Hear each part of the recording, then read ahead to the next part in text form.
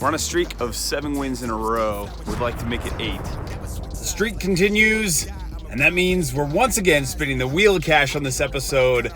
Tons of fun hands, and I make a coward's move at one point. I'm going to show you all about that. Let's get into the session. Let's go! I'm never so packed for the stack, never lied on the rap, got a bag from the way that I write it. Queen looking Tyson, do that ass survive, doing 80 to the house, then I hit it to the sky, change haters on a tirade, talking to their grip in the face, be still.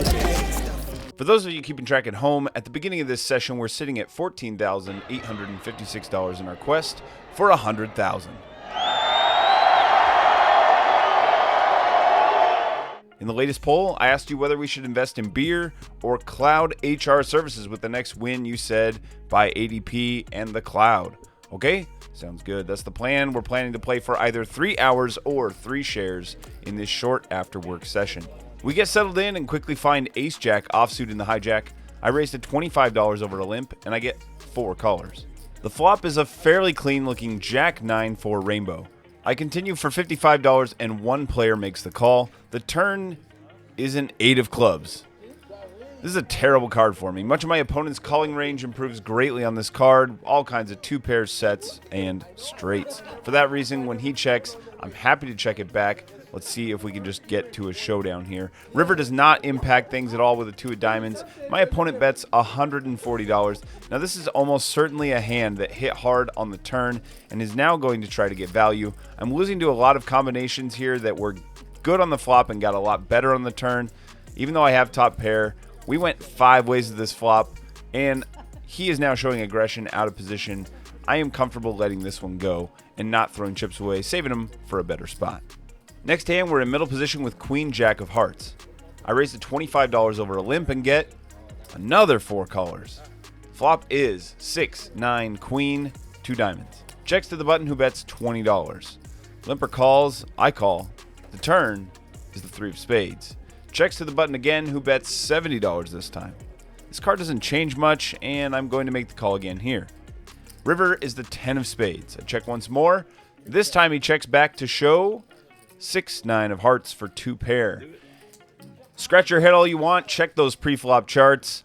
You're probably not going to find a lot of 6, 9 suited here. This hand with ace of diamonds, 9 of diamonds is a big blind check. Hitting a top pair, pulling in a few chips. No, it's not a great win. But now we've started the winning streak and I've decided, you know, it'd be a great idea to just keep this thing going. Oh, hour and a half in and not much has happened. As far as winning shares, we are down, similar to last time, down just over 300 right now.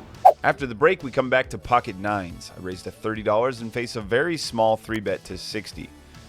The 3-bet is too small to fold here. I'm going to see a flop and see what happens. The flop is 6 of spades, 8 of spades, jack of diamonds. I check, and the cutoff bets full pot here for $120. Though I have some drawing value with this hand, my hand is not going to play well to this level of aggression out of position. Again, I think we can find a better spot to fight for a pile of chips than this one, knowing that few players will 3-bet pre-flop and then follow with a full pot bet without a decent hand. 2 of diamonds, 4 of diamonds. I mixed this one in as a 3-bet bluff pre-flop to show you guys how fearless and wild aggression can pay off when you're willing to go balls to the wall regardless of what your opponents do. Oh no, wait a second. As I'm checking my notes here, I realize I may have just slightly exaggerated the hand. Let me start over.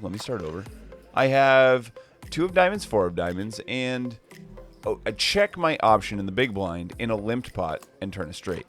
I get a crying call on the river. This is the reason we don't do a lot of limping in poker, because then you let knuckleheads with a hand like 2-4 suited get there by the river. This table's an interesting one to play at, and I think this hand illustrates this really well. We have the best starting hand possible, and I choose the 3-bet small blind to $85 after 2 limps and a raise to $25. I still get multiple callers. To be clear, one of these players didn't think his hand was worth opening when there was no action in front of him, but also decided that his hand was worth an $85 call. What does that range look like? Great question. Let's analyze how our opponent constructs this range.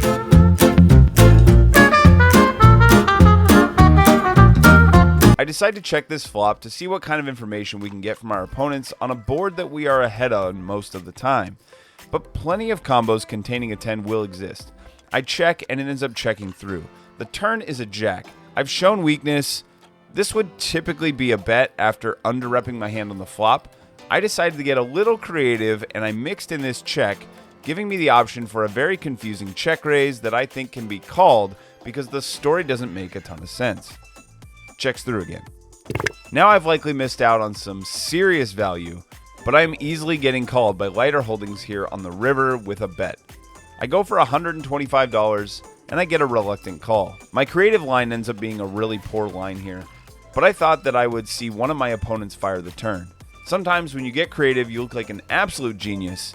In this case, I look a bit more like this guy. Good day.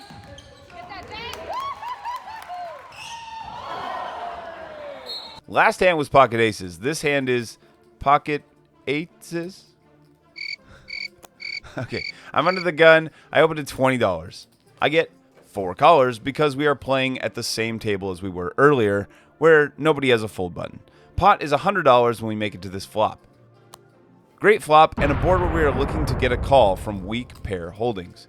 I continue for $40. Now watch as only one player folds. The turn doesn't change much. On the off chance that somebody has flopped the straight here, I end up playing this fairly passively since we have so many opponents that are still interested in this pot. I would prefer not to get blown off this hand by a straight so that I can see the river and have a chance to boat up. Opponent bets $100, there's a call. Hard to say where we are right now, but I'm calling and assessing river. The river is good, or great, or excellent. We really need a stronger word like good, great, excellent, or gruxellent. Yes, this river is gruxellent.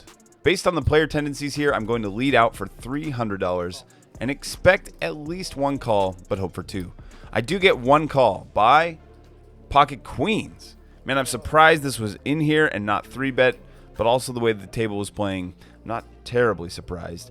Either way, I get to scoop all these beautiful chips. Green light, let's get it. I'm the future, I'm in it. Check score, I'm winning. Green light, let's get it. I just win. Now we move to another hand with a pocket pair. Pocket kings this time. I open it up to $35 over some limpers.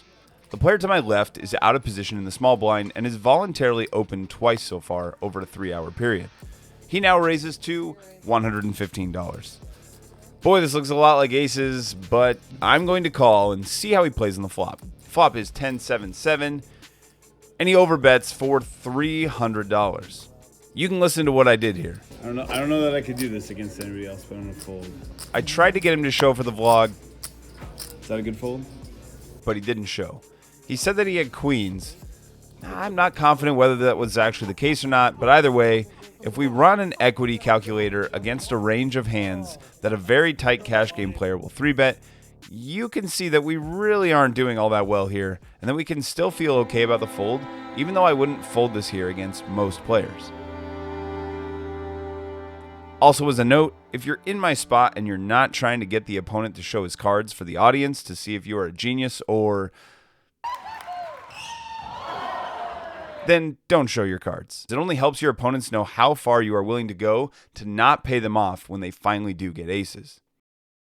Okay, with the end of that hand, you can now begin typing in the comment section below about what a coward I am. I'm going to give some money away from this $674 win on the Wheel of Cash. It's money for homies. With a $674 win, we're going to be giving away $68 as our 10%, and because it's over 50, I divide it by 2 so that more than one of you wins whenever it's over 50. All right, let's spin the wheel twice for $34 each, starting with spin number 1. Number 3, Chris Hansen, congratulations, sir. $34 coming your way. Let's go for spin number 2.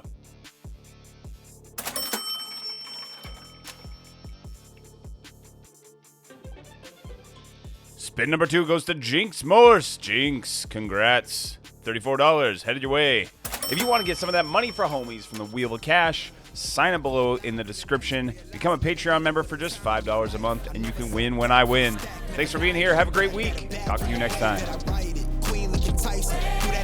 Hey, thanks for hanging out with me today. If you enjoyed this and you're up for helping the channel out, like it and sub it below. I'll see you for the next one.